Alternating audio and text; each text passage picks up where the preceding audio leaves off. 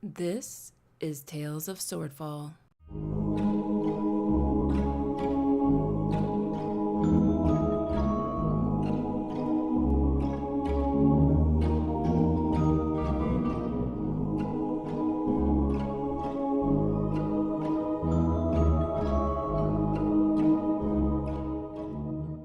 Episode 6, Silk and Madness.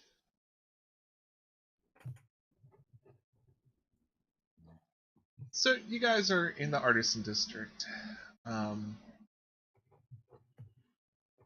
Names that I need to remember. Cracketeer, Ray, and Fleet. Everything's going good. The Dragonborn lady is helping Cracketeer to the best of her abilities, maybe being a little bit too helpful.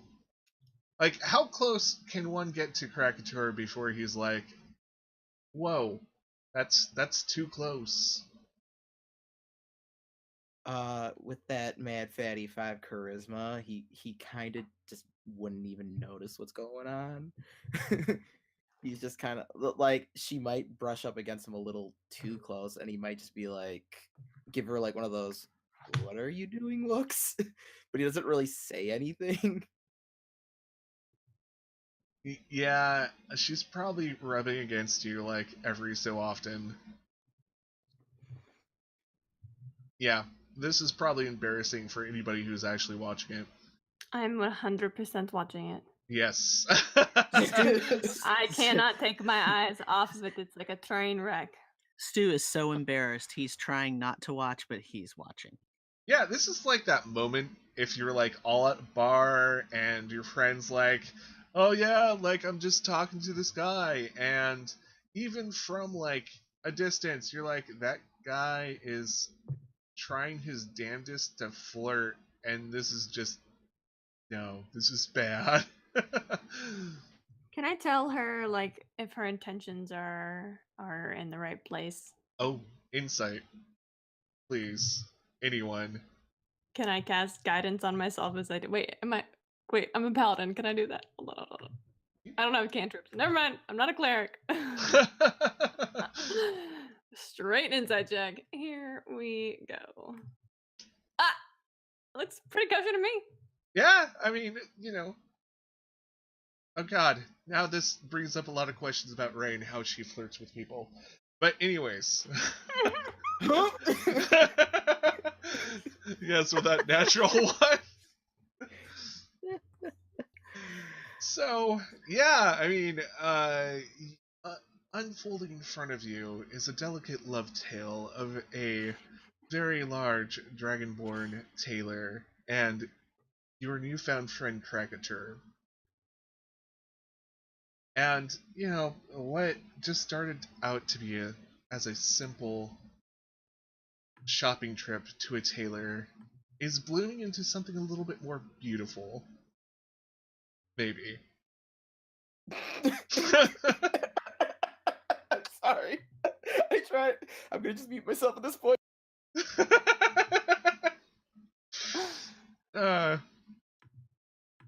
So I get a little bit closer.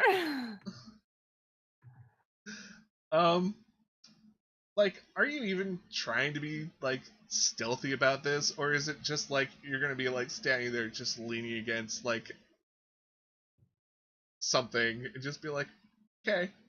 Yeah, I'm just like slowly approaching, like got one arm, got that lean on some bookcase, just looking. And finally her tail just starts caressing the back of Cracketer.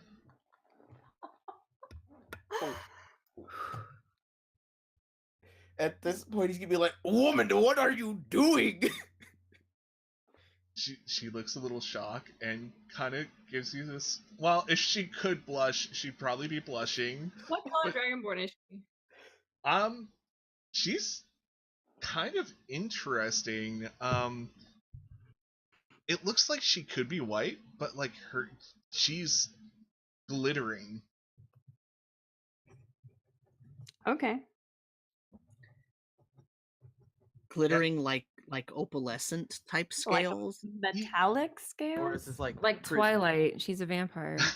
Or is this like prismatic, glowing, like Dark Side of the Moon type shit? Like embedded in her scales are basically diamonds Okay. type, like Wow. glittering. Have I ever seen her before? Like, do I know anything about her?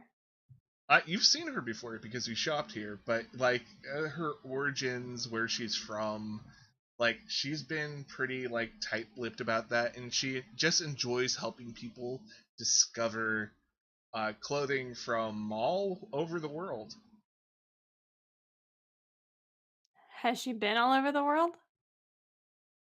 She hasn't mentioned it, but she was more interested in just helping you and finding the clasp when you were last here, and she seemed very knowledgeable, and she may have mentioned something along the lines of, "Oh, you look like royalty," but you probably took that more as a like, you know, polite thing that you would say to someone. Right. And that's when you hear something smack against the windows of the shop. What is it? I look. It's a person who looks like they are being forcibly, like, if someone could actually put someone through a window just by pure pressure, that's kind of looks like what's happening right now. Can I tell who's on the other side of it? It's a very familiar figure of Tabby. I guess whole person. On Tabby. Okay. Tabby, I think you need to do a saving roll there. Isn't it? Charisma saving throw. Wisdom saving throw, I'm so sorry. Wisdom saving throw? Okay. Yeah, you gotta beat a 15. Nope. Alright. And that just I thought I blacked out. you are, but I'm having you roll, so Oh, okay. All right. yeah. Yeah. Tabby's like has stopped, and she's holding this person's head, and yeah, there seems to be a large group around her. And I run outside. I grab Krakatoa and Stu and I run outside. the Dragonborn is like, wait, what? Oh well. And she watches from like the door what's happening. So hold person, that just are they immobile or can they move around? They are paralyzed. Yeah, so you just see Tabby. She has this crazed look, like her face is literally covered in shadows, even though she's in direct sunlight. Her eyes are just glowing this strange hue, and it seems like her shadow that she's casting is a lot larger than her actual body. As soon as I get out there and take a glance at like who's around and what she's doing. You can tell there's just like a lot of normal people on the street. They're watching kind of in like partly horror, partly amazement. There's definitely a person on the ground bleeding. Are they bleeding to death or are they just bleeding? Oh, they're bleeding to death. I put 2 hit points back into them. All right. And they look up and they look at the frozen Tabby. There's just a look of horror on their face, and they point. They're really weak. And they're like, "Gotta stop her. She's crazy." At that point, I'm going to tie her up. I look at Krakatoa and I say, I'm very sorry that your tryst was interrupted, but perhaps you should just grab the grab the cat and let's go back to the apartment. Yes, good idea. Everyone agree? All right. I would agree. I go in, pay 100 gold pieces, grab the fancy robe, grab the cat, head back. So I will definitely have tied her up, like very, very, very, very tightly.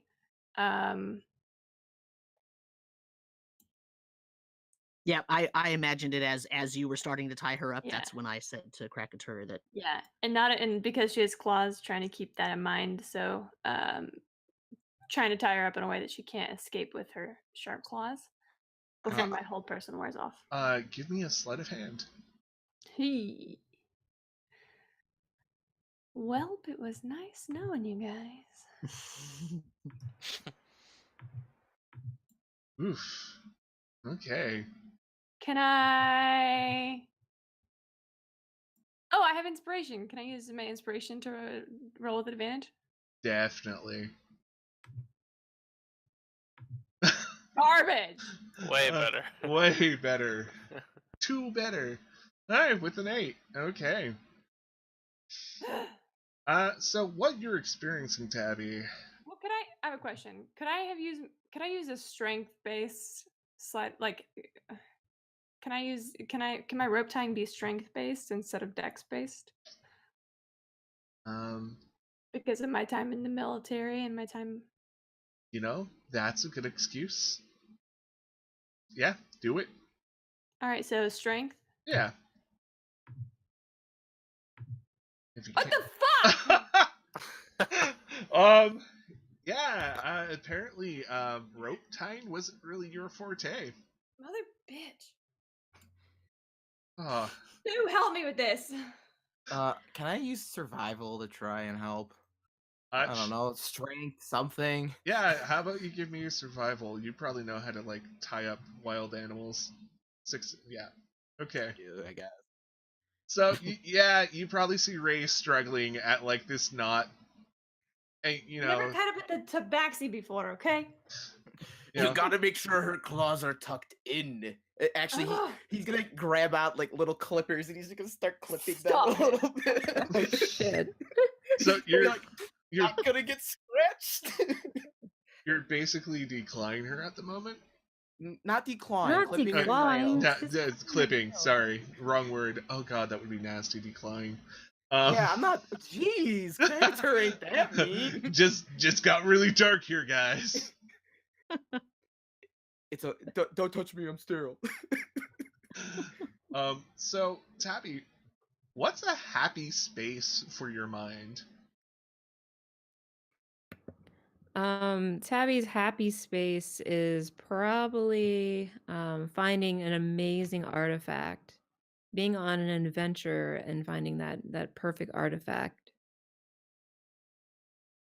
So the adventure is the perfect spot for her. So she loves to solve puzzles and make her way through different lands and different traps to get to the artifacts that she's in search of.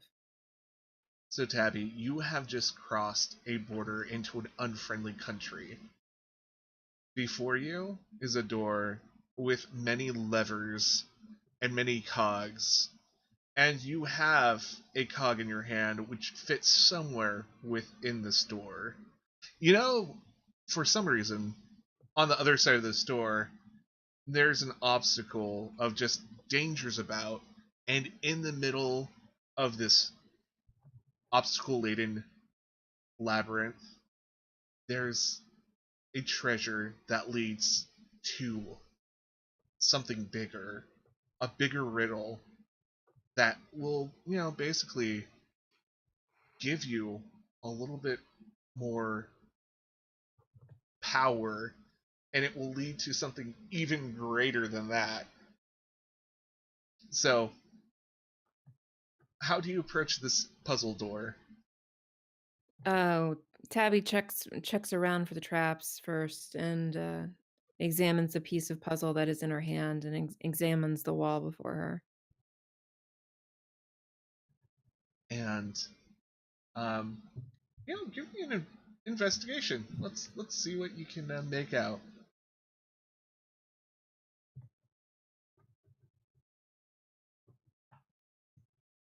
You notice that all the gears have all different sets of teeth, and you can see that there's at least 3 places that this gear in your hand that's made out of stone can actually fit.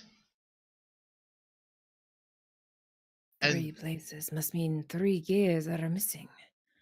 I shall try to. I know. I can carve the other pieces out of wood. I can do this with woodworking. This will be perfect.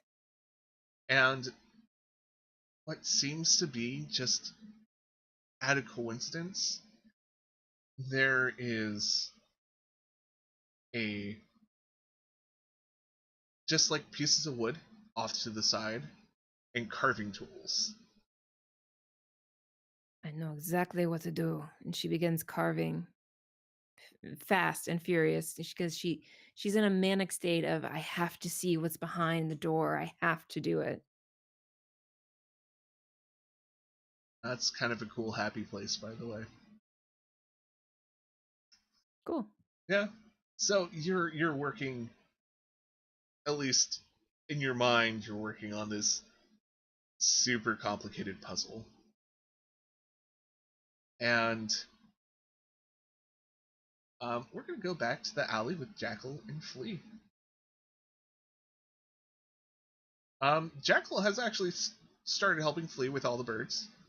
He seems to be quite talented with the dagger that he has. He actually takes it out and does like a cool little like twirl for you.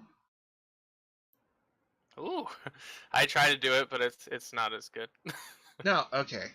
See, if you're gonna do this, let me show you. And he starts like teaching you this little trick, this little flourish. And by probably about like the 4th time, he's like, okay, no. First you have to place your finger right here. I mean, you don't want to chop at any of those fingers. That's when you see Krakatur. Who's holding Tabby?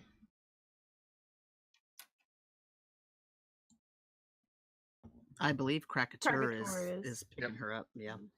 Yeah, I'm gonna sling her over my shoulder, Shrek carrying Fiona style. Okay. Alright, as soon as I see that, I'm gonna just stow my knife and run over on all 4s immediately. Because in my head, I think Tabby's probably hurt. Yep. And you get closer, and there's. Give me an insight. Sure. Pretty good. Oh, dude, that's excellent and surprising. Especially how most of the rules have been going today.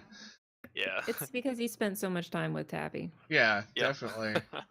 So you notice all the wrong signs about Tabby, and what in particular just gives you the clue that she's enchanted and cursed. Well, I mean, you said there were shadows over her face, right? Yes, constantly. Yeah, so I probably go up to her and I'm like staring like an inch away from her face and looking at all the shadows that are kind of shifting over her face, and I'm like, oh, that's probably not good, guys. And like I'm just kind of like looking at her all over. Would I be able to tell with that insight roll like where the affliction is coming from? Yeah, What's actually, wrong? with that insight roll, I'm gonna give you this. It looks like shadows are traveling out of that necklace onto her and into her own shadows. Huh. Can I just kind of like reach up and try to bite the chain off? Sure. What? Ooh. I think that's a straight up strength check there with your jaws and such. Unless you have something that says otherwise. Nah. Huh. 17. 17. That's pretty good. You like chew onto the chain, and it seems like the chain kind of like snaps for a moment, but as you let go, it looks like the chain's like mending itself. Uh-oh. Also give me a wisdom saving roll. I am wise. You want that necklace on you. You have a drive to get it on you. Okay, I'm just gonna keep chewing at that chain and trying to frickin' take it. Flea, hang on. Just take a step back, okay? Real quick.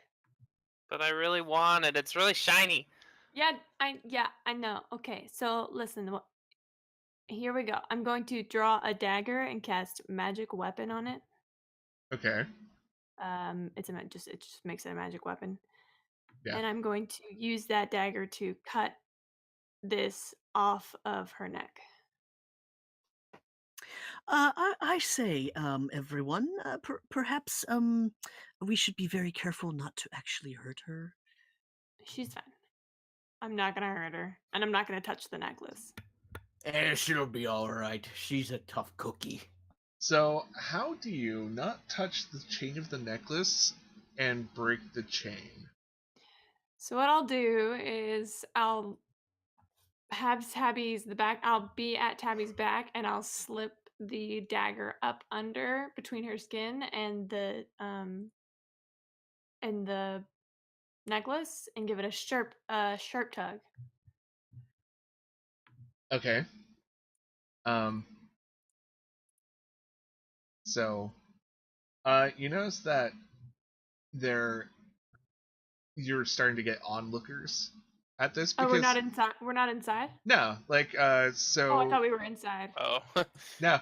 So, Yeah, I would. That's what I was asking in Yeah. chat because I Oh, thought I missed that we had gotten back to the apartment or something because Oh, I couldn't you're- figure out why Flea was trying to nuzzle Tabby's neck outside. well, oh yeah, definitely no. I would not. I was under the impression that we were inside. I Yeah. apologize. I would not have done that outside. okay, that's what I was wondering. I was like, because Flea had said earlier that he was waiting in an alley outside to, Oh yeah. yeah, keep an eye on the apartment, and then you guys came up. So, I mean, we could move this to the inside if Flea didn't want to like do that stuff outside. I recommend we get out of the crowd. Yes, everyone agree. Let's That move sounds along good. this way. Yep. So you, Yeah, I go in. Flea, are you going to introduce us to your friend?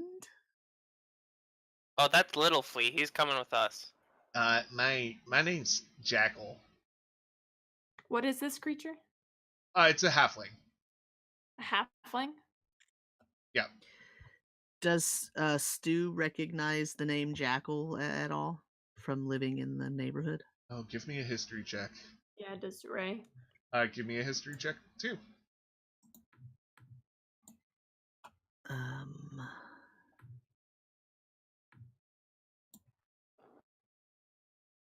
So Ray, why do you not do business for Jackal?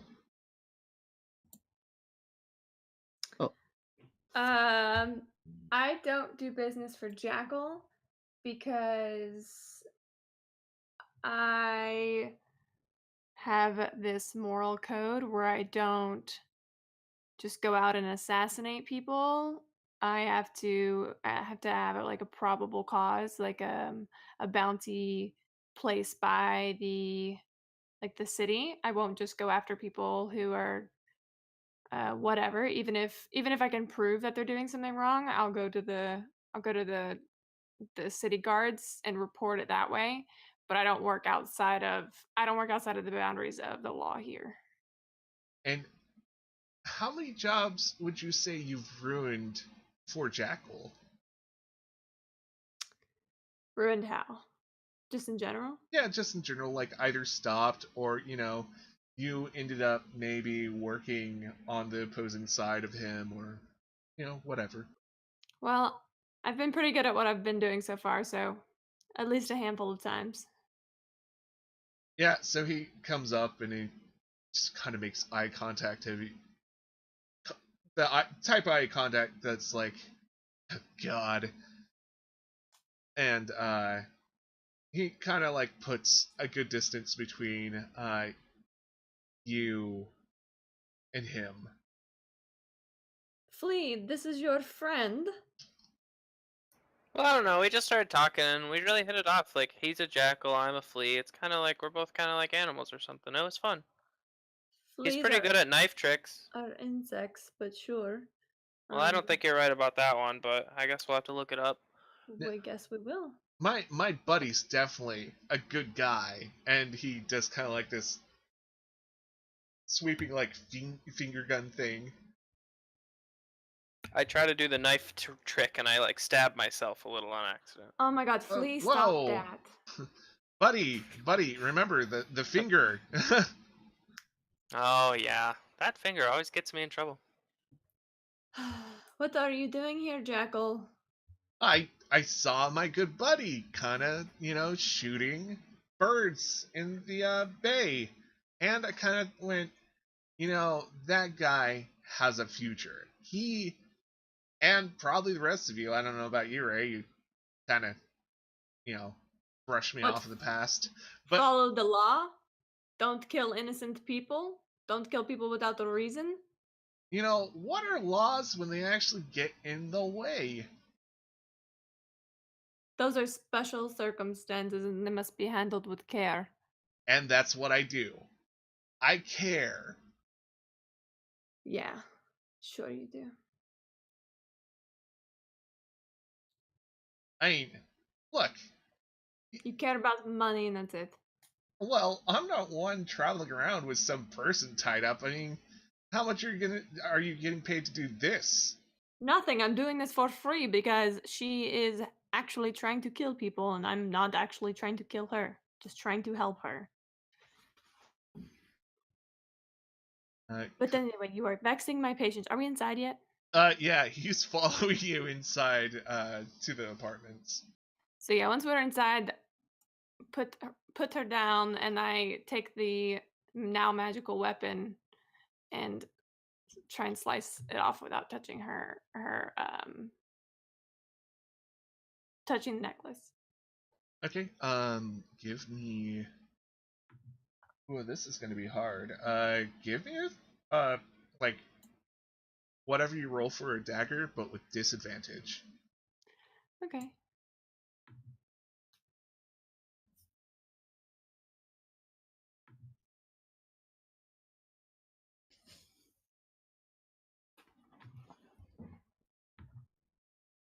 Ooh, yeah, not good. I mean, you're trying, and it's Am I not? Go ahead. I'm just wondering what happens if, like, when I slip it between there and yank it out. You notice that when you do start pulling on it, the chain starts shrinking to the point where Tabby is starting to make growling and choking noises. Okay, if that happens, I stop messing with it. Stay tuned for the next part of this episode.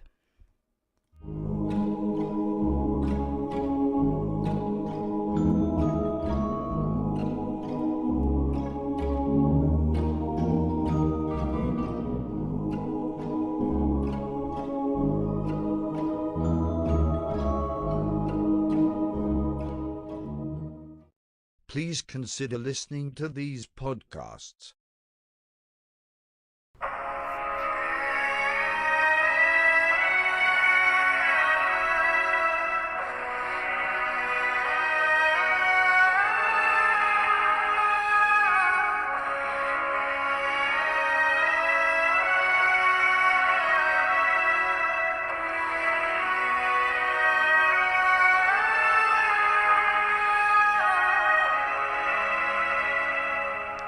Hello everyone, and welcome to a special episode of Where the Wild Things Roll. My name is John, and I will be your host and DM for this 5th edition actual play Dungeons & Dragons podcast set in the world of Ravarna. This podcast might be a tad different from others you've listened to. The two players will be my 12-year-old son Kinnick and my 10-year-old daughter Kaylee, as they learn to play D&D through their very first campaign. We will pick up with our adventurers as they finish their time at Paduke's Adventurers Guild, as they take their practical exams in dungeoneering Magical beasts, weapons and armor, puzzle solving, diplomacy, history of the world, and magical cause and effect before they are set out into the world. Can our two adventurers pass their classes and become full-fledged members of the Adventurers Guild? You'll have to tune in and find out next time on Where the Wild Things Roll.